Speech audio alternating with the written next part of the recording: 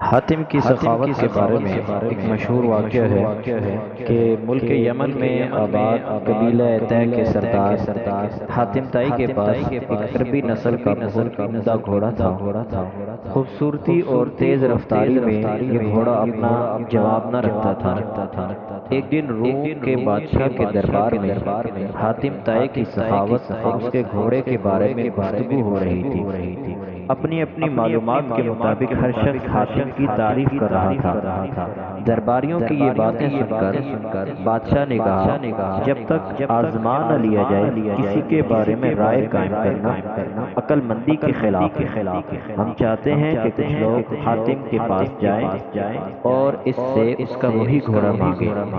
اگر وہ دے دے تو بے شک تعریف کا مستحق ہے، اور اگر نہ کر دے تو ثابت ہو جائے گا کہ ریاکار ہے، یعنی دکھلاوا کرنے والا ہے، حقیقت میں کوئی سخاوت والا آدمی نہیں ہے۔ سب نے بادشاہ کی اس بات کو درست مانا اور وزیر کچھ لوگوں کو ساتھ لے کر حاتم طائی کے پاس پہنچ گیا۔ شاہ روم کا یہ وفد رات کے وقت حاتم کے گھر جا پہنچا۔ اتفاق سے اس رات کو بارش بھی ہو رہی تھی اور بادل خوفناک انداز میں گرج چمک رہا تھا۔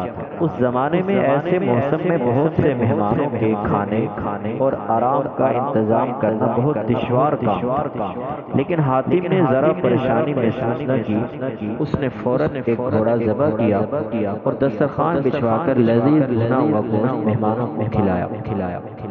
صبح ہوئی تو وزیر نے جب حاتم طائی سے اپنے آنے کا مقصد بیان کیا اور وہ گھوڑا ان سے مانگا جس کی دور دور تک شہرت تھی، وزیر کی یہ بات سن کر حاتم بہت افسردہ ہوا اور بولا، اگر آپ وہ گھوڑا ہی لینے آئے تھے تو آتے ہی یہ بات کیوں نہ بتائی؟ اب تو وہ پیارا گھوڑا اس دنیا میں نہیں ہے، اور جیسا کہ آپ کو معلوم ہے رات بہت سخت طوفان تھا، جس کی وجہ سے یہ ممکن نہ تھا کہ میں چراگاہ سے کوئی جانور منگواتا اور آپ کے کھانے کا انتظام کرتا۔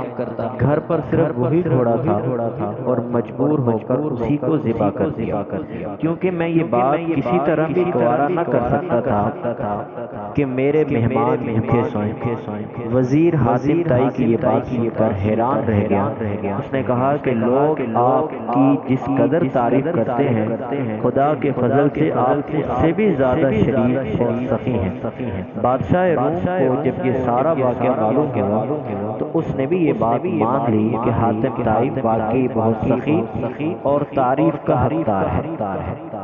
جیسے کہ شعر میں آتا ہے، شاعر ان کی تعریف میں یوں کہتا ہے، سنی جب بادشاہ نے یہ ساری رویداد، صمیم قلب سے حاتم کو دی داد، کہا بے شک وہ ایک سچا سخی ہے، اسے حاصل اسی سے سروری۔